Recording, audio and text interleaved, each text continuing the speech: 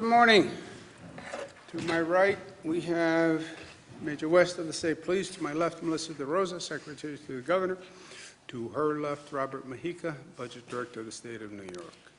Today is day 96, dealing with the historic COVID-19 crisis.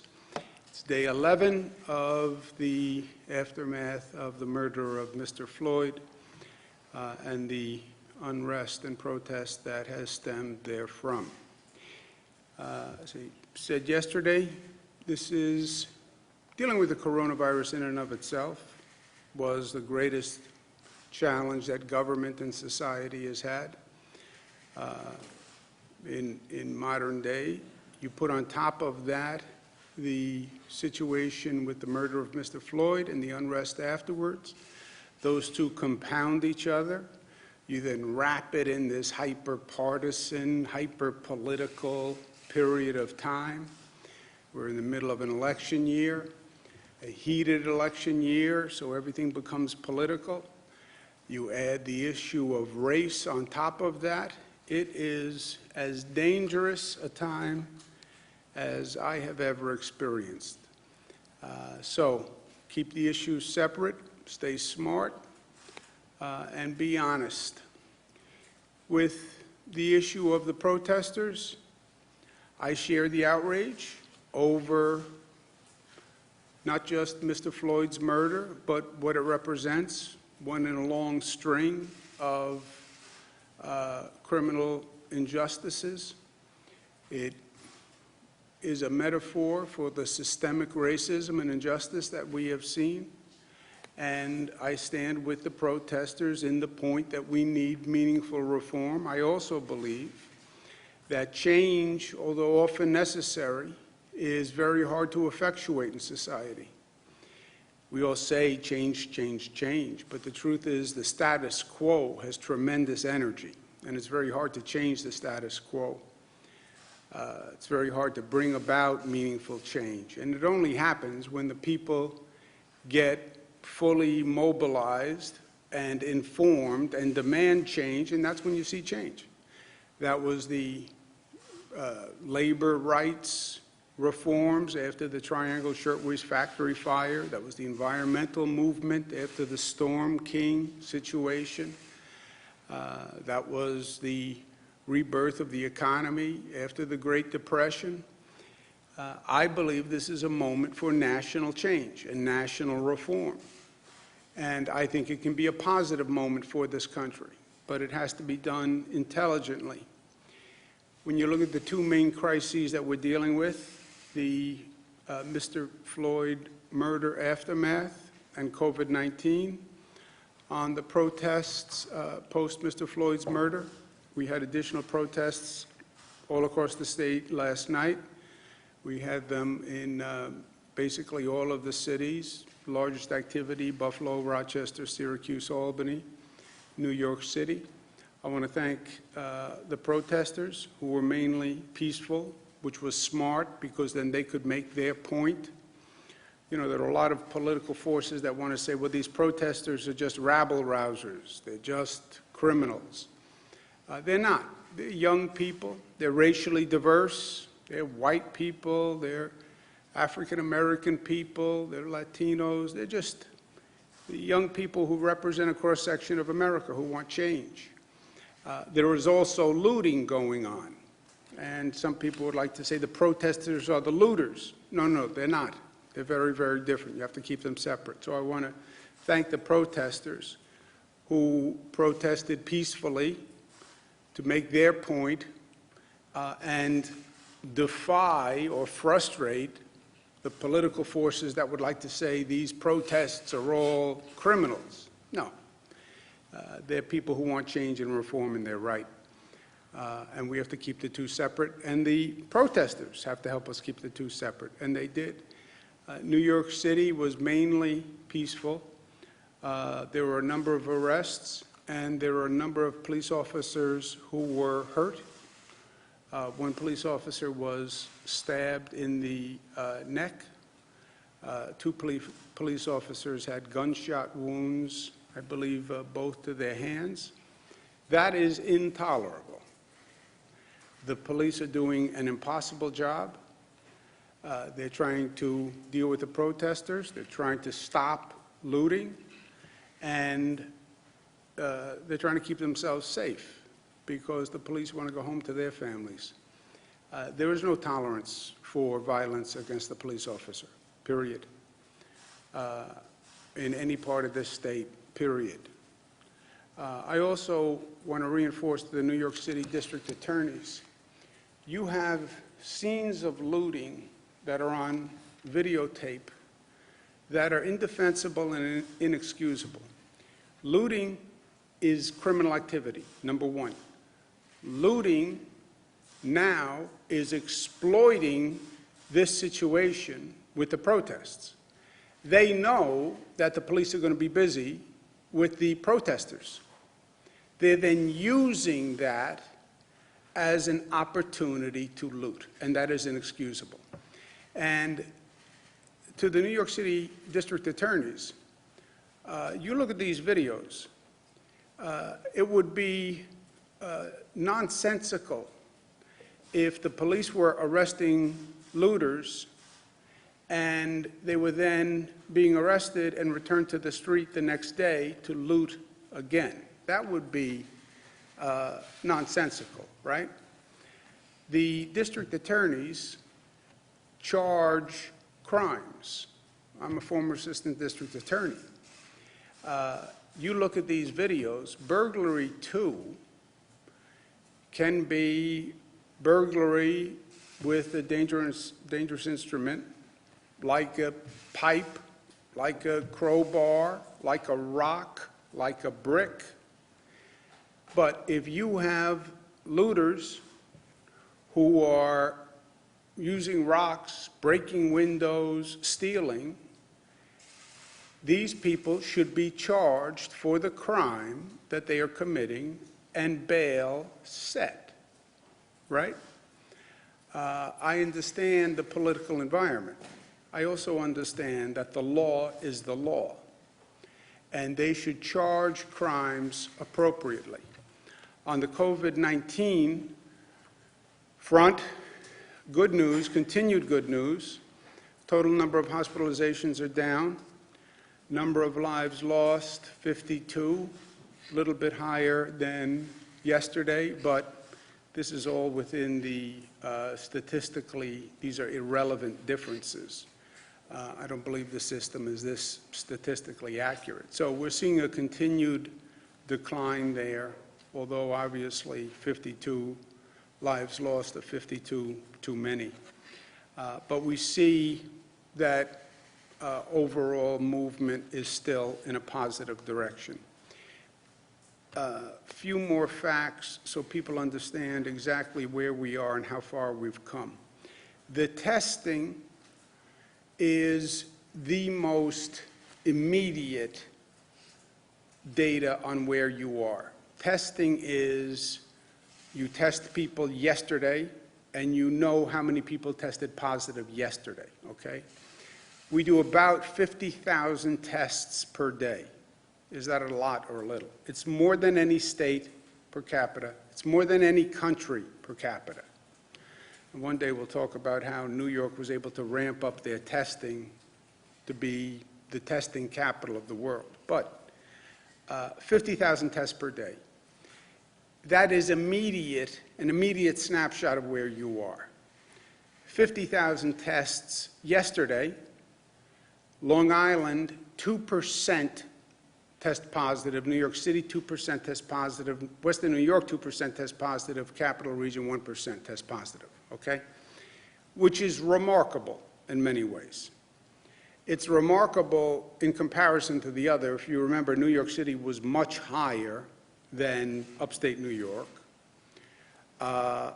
And now you see Long Island, New York City, Western New York, all about the same. Capital District a little lower, but again, these numbers, when you get that close, I wouldn't rely on them. But look at how far we've come. Long Island was 2% yesterday. 2 weeks ago, it was 4%, double that. I'm sorry, 2 weeks ago it was 4%, double that. 4 weeks ago, 1 month, it was 11%. 6 weeks ago, it was 20%. We went from 20% to 2% in 6 weeks. Well, what difference does this socially distance make, masks make? I think it's all a bunch of malarkey.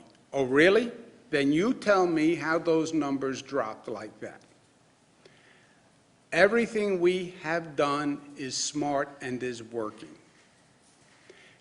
And it's in the numbers. It's not my opinion. It's not my theory. It's not because I'm from New York. It's not because I'm a Democrat. It's in the numbers. New York City was 26% 6 weeks ago, 2% today. Western New York, 15% down to 2%. Capital District, 12% 6 weeks ago. 6 weeks ago was like yesterday. So we're making great progress. But as fast as these numbers came down is as fast as these numbers can go up. As fast as these numbers come down is as fast as those numbers go up. I was speaking to somebody this morning, I used a bizarre metaphor. I lost 5 pounds over the past 10 days. Yay! Okay. You lose discipline and you go back to your old eating habits and non-exercise habit, you'll put those 5 pounds right back on over the next 10 days. It came off, it'll go right back on. It is a tortured analogy for this situation. This is all a function of our behavior, nothing more, nothing less. On the reopening, reopen with caution. Why? Because we've seen too many examples of reopening where they didn't do it right and it boomeranged, period. You look at the states that opened fast, without metrics, without guardrails, it's a boomerang. And it's not just 1 or 2 states as an example. North Carolina, look at these numbers of these other states. Look at when they opened and look at the line after they reopened. North Carolina, South Carolina, Texas, Arizona, look at those numbers. This happens in New York with our density, we go right back to where we were. And it's not the exception. It's almost the rule. California, you look at them reopening and then look at the curve after the reopening. California, Florida, Mississippi, Missouri, Alabama, Arkansas, Tennessee, Utah. What am I worried about? I'm worried about that. Why? Because it happens quite often. As a matter of fact, it probably happens more times than not. And if we're not smart, that's what's going to happen here. Sweden had a different policy. Sweden didn't do the full close down. They did a limited close down. And everybody said, oh, well, why don't we do what Sweden did? I said, well, we're not Sweden. And who knows that what Sweden is doing is actually right? The lead person for Sweden, who came up with the plan, we don't have to close down, now says, oops, maybe we should have closed down. More people died than had to die. Even the countries that did it right and then reopened see this second wave, this second spike, where the numbers go up again. So, I'm not a nervous Nelly. I just read the numbers. With the protesters, they could actually compound the situation. Why? You have 30,000 people who've been protesting statewide. You look at the video as well as I look at the video. Many of them wear masks, thank God. But there's no social distancing. You look at the encounters with the police are right in their face, they're right in the face of the police. 20,000 protesters in New York City, 1,000 protesters on Long Island. These are big numbers. And yes, they're young people and they're superheroes and nothing can affect me. We're going to open the testing facilities for all people who are at a protest. the super spreader, all these new terms. Super spreader. What's a super spreader? Super spreader is what happened to us in New Rochelle, Westchester, where we had the first hot spot, new term, in the United States of America. One person can infect hundreds. If you were at a protest, go get a test, please. The protesters have a civic duty here also. Be responsible, get a test, go to the website, find out the testing site nearest you. We have 700 in the state. You can get a test, get a test. Also, allow the police to do their job when you're protesting. The reason the peaceful protest is so important, not just so you don't get categorized, stereotyped as criminals, but so the police can actually focus on their job, which is stopping the looting. Wear a mask and tell people that you may have been exposed to COVID. If you were at one of those protests, I would, out of an abundance of caution, assume that you are infected. And tell people, when you go home, tell your parents, tell your sister, tell your brother, who may not be 25 years old and consider them a superhero, consider themselves a superhero. Tell people, I may have been exposed, and act like you may have been exposed. Because, by the way, you may have been exposed.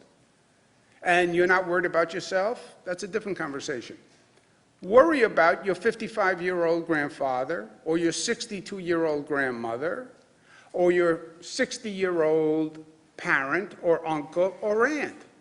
They can die from this virus. And by the way, you could too, but that's a separate conversation. Also, there's a lag in the numbers, remember. Somebody goes to a protest last night to get infected. You don't find out today. You don't find out tomorrow. You don't find out the next day. It can be 4 or 5 days until any symptoms show. Symptoms may never show, right? Asymptomatic transfer. And if you're really seriously ill, they may be in a hospital in 8 to 12 days. 8 to 12 days is a long time when we're measuring day to day to decide what to do.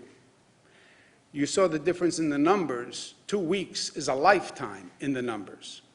So if you had a viral spread through these protests, we're not going to see it in the numbers for a while. And in the meantime, we're making all these decisions on reopening. So it's important that people act responsibly for themselves. You went to a protest, get a test, tell people, act as if you may have been exposed. New York City enters phase 1 Monday. With all of this going on, New York City had the highest number of protesters. We have to be smart. The protesters themselves could wind up causing a spike. So we have to be smart. The businesses that were looted, and look, the other reason why I'm saying to the district attorneys, they should take these looters and punish them for what they did. Many of the businesses they looted were mom and pop businesses in distressed communities that were struggling in the first place.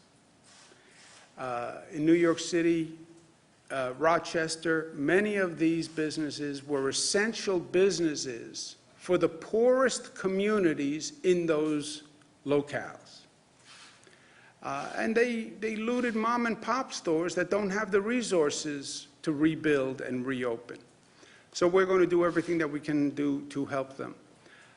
Department of Financial Services, DFS, regulates the insurance industry. They're going to direct insurers to expedite all claims for all looted businesses, free mediation services to accept photos as proof. If a looted business has trouble with their insurance company, go to the Department of Financial Services, the website, and they will provide relief. Because the numbers today are good, we're going to act on the data that we have. We're going to go to outdoor dining as part of phase 2. and that affects all the communities that are already in Phase 2, and there are a number that are about to enter Phase 2. Westchester, Rockland, Hudson Valley go next Tuesday. Long Island goes next Wednesday. Remember what outdoor dining is. It is outdoors. That's why it's called outdoor dining. I know you have a lot of restaurants that want to open. This doesn't say restaurants open. The enclosed spaces are an issue. Outdoor dining, there's no roof. There could be a canopy, but it is outdoor space. It's open air space. The wind is blowing. There's ventilation. It's open air space. You're still 6 feet apart, wear face coverings, and there's points in the guidelines that are online. But I want to stress this is outdoor dining space. It's not a restaurant with the doors open. It is outdoor dining space. School year is coming to an end. I know a lot of graduates are disappointed. We're going to allow drive-in and drive-through student graduations. We're going to keep evaluating. I get this on a personal level. My Michaela graduated college, was supposed to graduate college this year. Well, she did graduate college this year. She just didn't have the ceremony. And, you know, she worked so hard, and it's one of those real moments in life, going to a college graduation or a high school graduation. So not to have the graduation is painful. I get it. As soon as we can do it, we will. If there's a way drive-ins or drive-throughs can be helpful, I hope that makes a difference in the meantime. I talked to Michaela about it. Look, this is just a bizarre time. It's a time they'll write about in the history books for years to come. They'll talk about for years to come. I've said all along, it's also a time of reflection, value changing, learn about yourself, learn about your family, you learn about people. I said to Michaela, what do you want for graduation? Any other year she would have said money. She just goes for the money, and then that allows her to get what she wants to get, so there's certain logic to that. This year she said to me, I want something that means something to you. I said, what does that mean? She said, well, I want something that just means something to you. I said, how about I give you money and then you buy something that you think? She said, no, I want something that means something to you. She would not have said that at any other time but for this. I think it's changed all of us. It's given us all a different perspective. I'm going to give Michaela my watch. It made me think, what means something to me? What means something to me? I'm going to give her my watch. It means something to me. It's the best thing I have that my father gave me. My father gave me the watch when I was elected Attorney General, my father and mother. So I've had it for about 14 years, but it means something to me. So she won't be able to wear it because it's a man's watch. Maybe she can.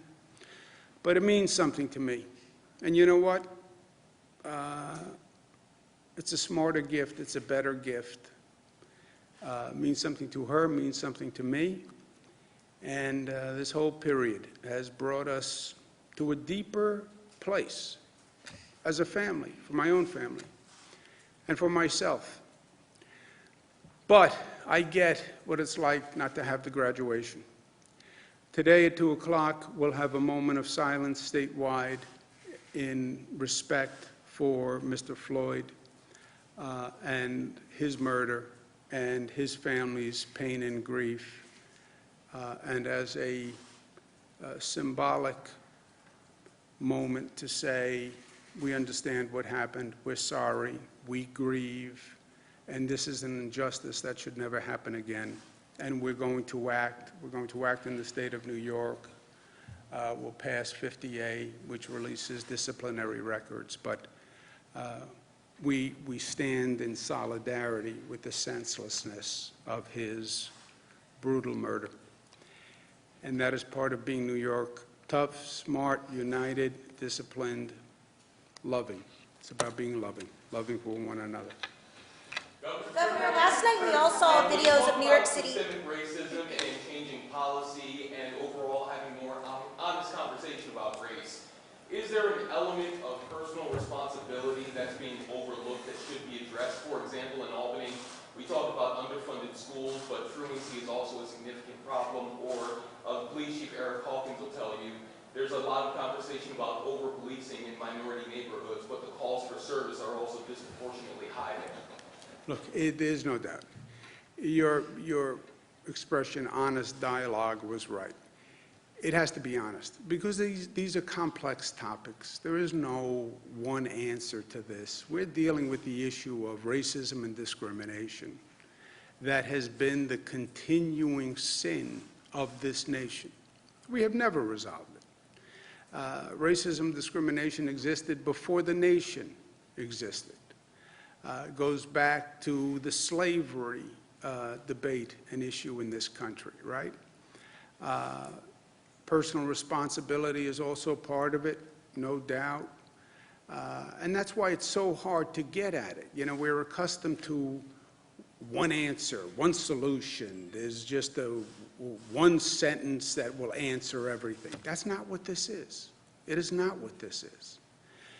The protesters and the police, what's going on in New York City. Who's right, who's wrong? It doesn't work that way.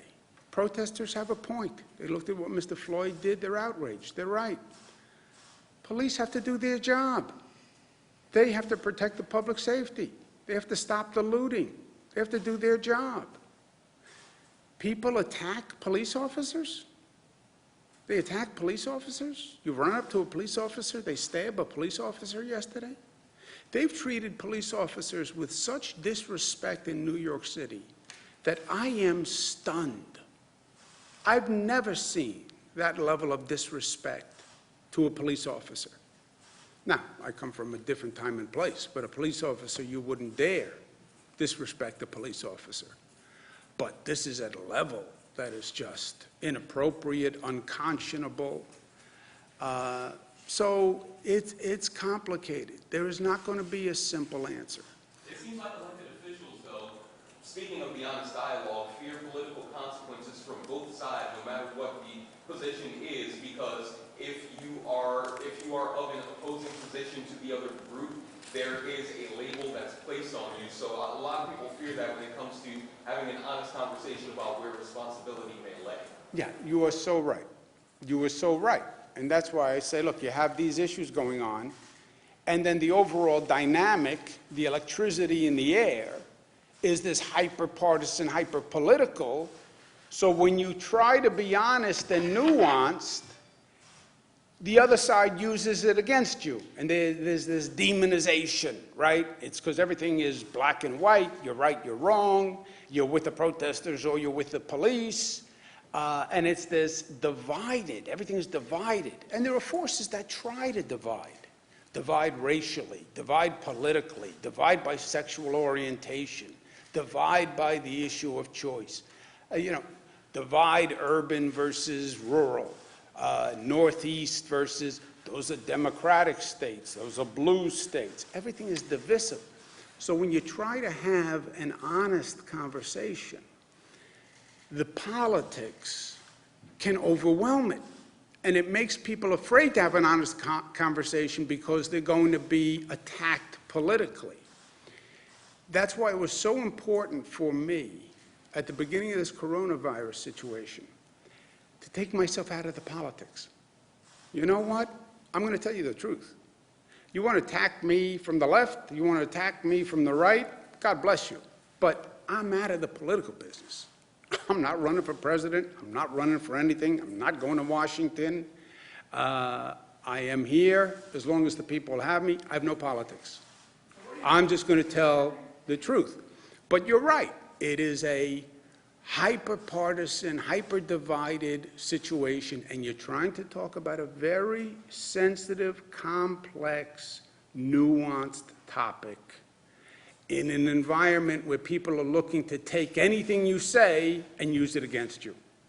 And it is extraordinarily difficult in this totality to have this kind of open, honest, candid, frank discussion. Governor, last night we all saw videos. Let's do something, okay?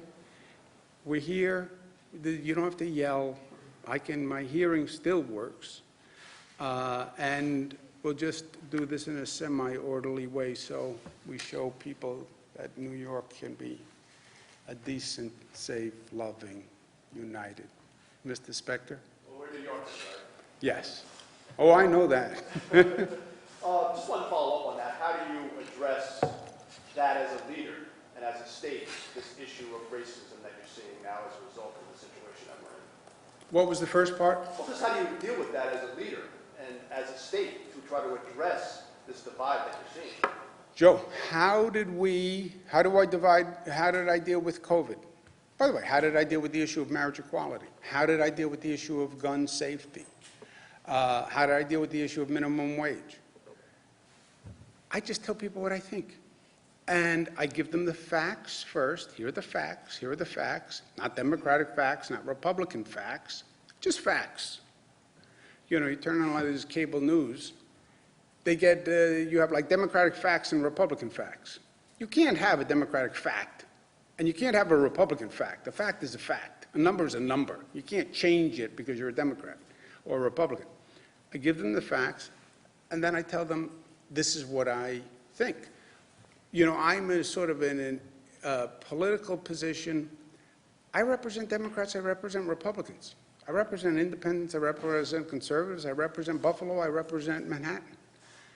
I don't have that political tension to me, you know.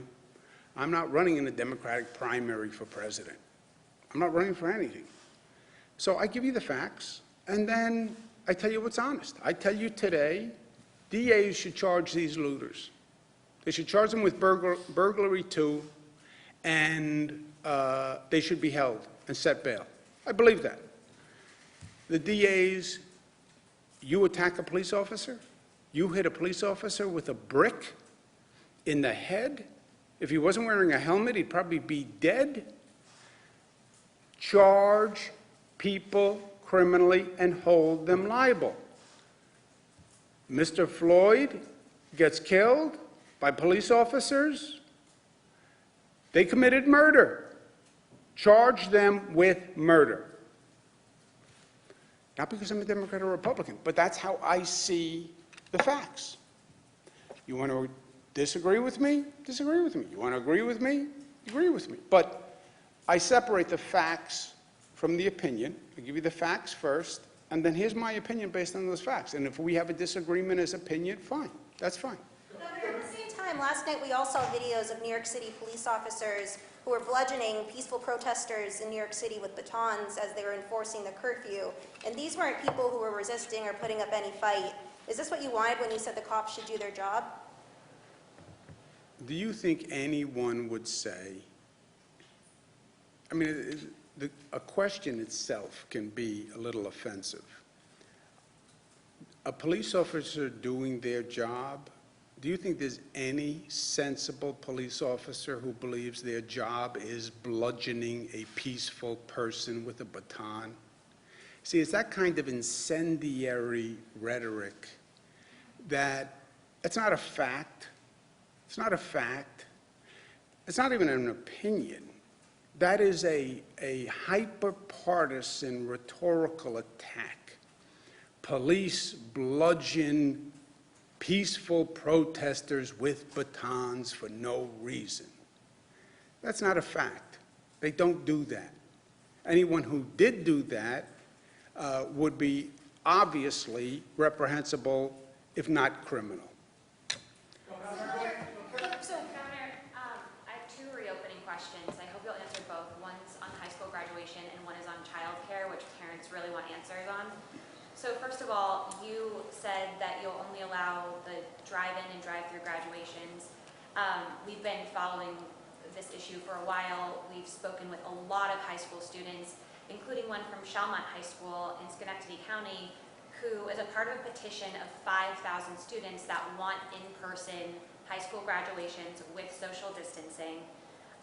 He's an immigrant from Pakistan. This means the world to his family. This is a moment they've been waiting for. The parents have been waiting their whole lives to see this moment of their child graduate.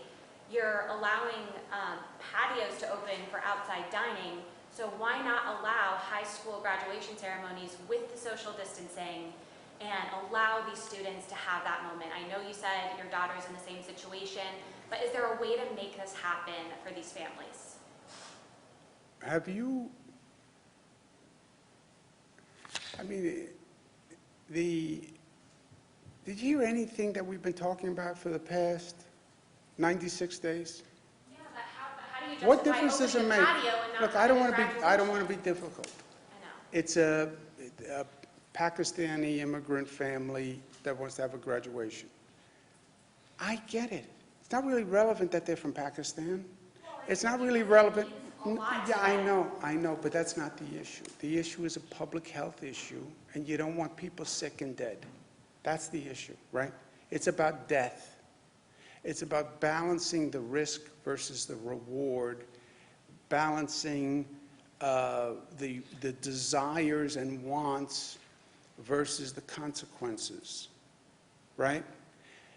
We went through New Rochelle, Westchester. People went to a ceremony. They were having a celebration and a religious ceremony. Beautiful, of course you should go. Yeah, people died. People died, right? So, yeah, I know everybody wants to go to a high school graduation. I get it. Not if they're going to die, right? Okay. Go ahead, Bernadette. Are you asking prosecutors to, on their own, up charges for looters? Not up charges, Bernadette. It would change. Charge appropriately. Charge appropriately, but right now, burglary 2 only counts if you're entering someone's dwelling, not somebody's store. Just That would be charge burglary 3. appropriately. Charge appropriately. So are you giving them judicial discretion in this sense? No, charge appropriately. Look at the facts, look at what they did, and charge appropriately. That's what I'm saying. Don't feel, well, there's a political environment where I don't want to charge because it's not political to hold people accountable for crimes. The law is the law. The law, we have to be very careful at times of high political pressure that people still enforce the law as the law. Police enforce the law. You can't, police have to do their jobs in a political environment or not. DAs have to do their jobs, enforce the law. I'm not interested in a political enforcement of law. I'm interested in enforcing the law as the law. You had a point, Melissa? Yeah, if I could. So Penal Law 140.25, Subdivision 1, applies to stores. It applies directly to looting. I think what you're referring to is the changes that we made in the budget that applies to dwellings, which actually aren't even in effect until July 3rd, right, because there was a 90-day lag. This has always been the law. It wasn't changed in the budget. And it says that bail could be set if a person is A, carrying a dangerous instrument, which includes a rock, B, uses a rock, brick, or the like to break the window to gain entry, or C, another participant acting with the defendant that did A or B. That is burglary 2 under Penal Law 140.25. So I understand some of the district attorneys may feel uncomfortable charging that as Burg 2 because traditionally they charge that as Burg 3, but they have the tools available to them, and I think what the governor is saying is they should use them. So are they incorrectly applying the law at this point? Yes, they're not using the tools that are available to them. This is the opinion of our counsel's office as well as the legislative counsel's offices, which wrote the law. Yeah, but there's no incorrect. It's not a blame. I know it's about you want to who's to blame. There's no. I'm not blaming anybody. Look at the facts. Look at the law. Enforce the law as the law without political pressure. Governor, just return to last night. In Academy Plaza in Brooklyn, the police did use batons and they did use physical pressure to try to disperse protesters. some protesters were injured. What do you make of those tactics, and is that appropriate for clearing a curfew? Police have to enforce the law. If you are violating the curfew and you refuse to leave, so you continue to violate the curfew, the police officers have to enforce the law, which is you are supposed to be off the street. But the use of batons seems particularly violent, particularly when all of these protests are about police brutality at its essence. So is the use of batons and physical violence or force Well, a baton, I didn't see any, I don't know what you're talking about with Cabinet Plaza in Brooklyn, but when you say use a baton, what does that mean? Did they hit somebody with a baton? That's what our reporting shows. Your reporting says they hit somebody who didn't do anything wrong. Well, if they hit somebody, if somebody's standing there and they just walked up to somebody and hit them with a baton, clearly that's wrong, right? But I don't believe that's what happened. Do you expect If they did do that, it's wrong. do you expect that to be a full repeal that the legislature will go for, or will it be a modification to address some privacy concerns that PBAs have raised? Well, there are a number of concerns about 50A, about how you do it, and I'll work with the legislature. We haven't had any specific conversations yet.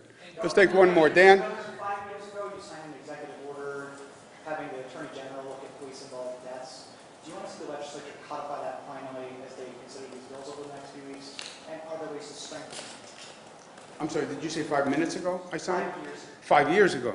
Yeah, I was going to say. Well, you realize how smart that executive order was now, right? Because those are the reforms they're talking about that need to be made. We did that 5 years ago, and again, by executive order, not by the law. I tried to change the law, which sort of vindicates this whole movement, right, that's out there. Even in New York, I couldn't get the law change passed. That's why I had to do it by executive order, and that was 5 years. And I believe this is a common sense reform. I don't believe the DAs should be investigating police abuse of their police force. Why? Because conflict of interest works on two levels. The reality of a conflict of interest or the perception of a conflict of interest. Why would people believe, especially in this charged environment, that any prosecutor who works with that police agency day in and day out is now going to be the independent reviewer of abuse? Just common sense suggests if you're working with those people day in and day out and you're going to work with them tomorrow after you make this ruling, how are you independent? And the whole situation here is about credibility, that people know this is a fair justice system. So we said the Attorney General, who is independently elected, statewide, let the Attorney General investigate any situation where a police officer kills an unarmed person. It was very controversial. I couldn't get the law passed. I did it by executive order 5 years ago. And now, today, they're still saying, oh, we need a reform like. Thank you very much. I did it 5 years ago. But I believed it 5 years ago. I believe it today. I believe it should be done on a national level, where we should have a system in this country where we say a police abuse case cannot be handled by the local prosecutor who works with those police day in and day out. And that is the law in this state by executive order. If they want to codify it in law, great, but I wouldn't water it down or modify it. I'd rather keep it nice and clean, if only by executive order. I'm going to go to work. Sir, go.